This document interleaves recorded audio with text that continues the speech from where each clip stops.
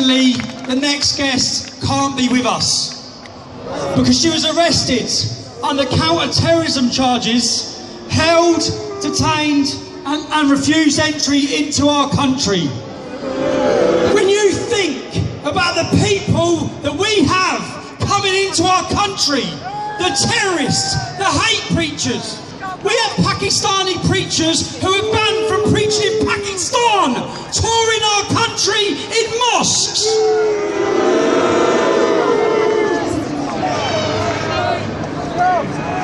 I'll let Lauren do the talking. I'll give you Lauren Southern, the beautiful Lauren Southern.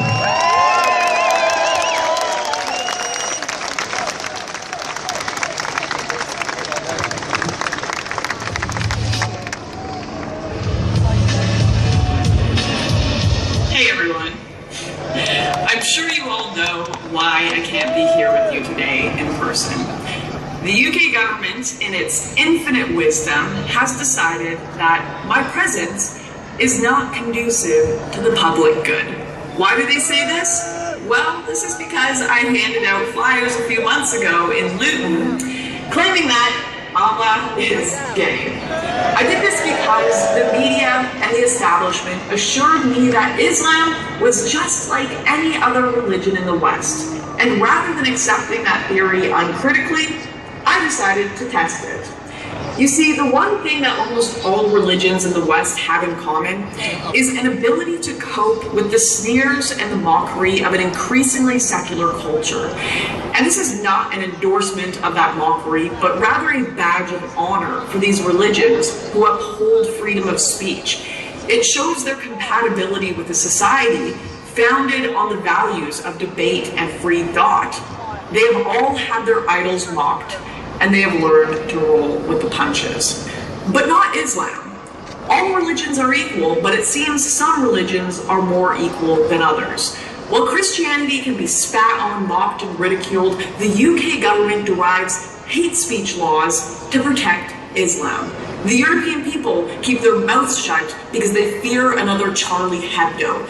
And our youth are bullied into submission by their educational institutions to bow to Mecca in the name of tolerance. But some ideas need to be challenged, and all ideas deserve to be ridiculed. How easy would it be to just do what we're told, to live quietly, to bow down, and to sing the slogans of the powerful, to quietly accept the paltry rewards of the obedient? But that's just not in us, is it? It's certainly not in the people who showed up today, and it is certainly not in the historical spirit and soul of this great United Kingdom. Because the spirit of the West is engulfed in a restlessness that hates submission and detests conformity, that craves conflict and yearns for infinity. Ours is a spirit of revolution, a compulsion to overturn what is established and to reshape the world. This revolutionary impulse is no longer an attribute or characteristic of the left, despite how progressives tout that it's their cornerstone to this day, but it is now one of the right, of conservatives, of libertarians, and even classical liberals. And what better word than the Latin word for a turnaround? We've gone too far down this path of insanity into a clown world that no longer upholds morality or even reality. It's about time we spun on our heels. And so, the modern revolutionary rages against progressivism, for this doctrine has become the establishment's Bible, and with its actualization comes stagnancy and decay. We are in a unique position to witness this changing paradigm, to see that perhaps intolerance and narrow-mindedness were never inherent characteristics of the right or the left, but are instead characteristics of humans in positions of power. Power which enables us to ignore perspectives that challenge our worldview and to shut down those who try to disrupt the status quo. And as that pendulum swings back and forth, as it historically has for ages, how easy would it be for us to flatter ourselves when the winds blow in our favor? How easy would it be to forget our skepticism of established ideas and our respect for the embattled pioneer? I I know that today many of us work in the process of swinging that pendulum back, but I pray that when we do, we have the maturity to remember the lessons we learned from the margins, how power can cripple and how righteousness blinds. I hope we remain vigilant to our own fallibility and avoid the simplistic moralisms of these left-wing censorship organizations we see today. And I only end with this message of warning because I truly believe that we have a shot at winning back our voice, at winning back our freedoms. In fact, a once-in-a-lifetime opportunity. And like those brave past opponents of tyranny, we cannot afford to fail.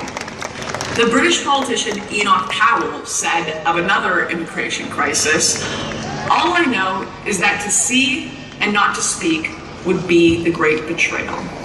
But there is a greater betrayal than this, and it is being perpetrated by today's establishment. It knows what we see, and because we see, it is determined that we do not speak.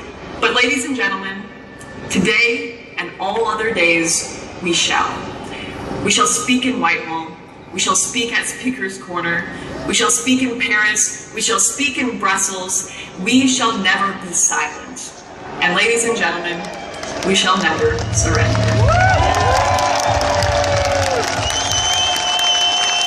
Wow.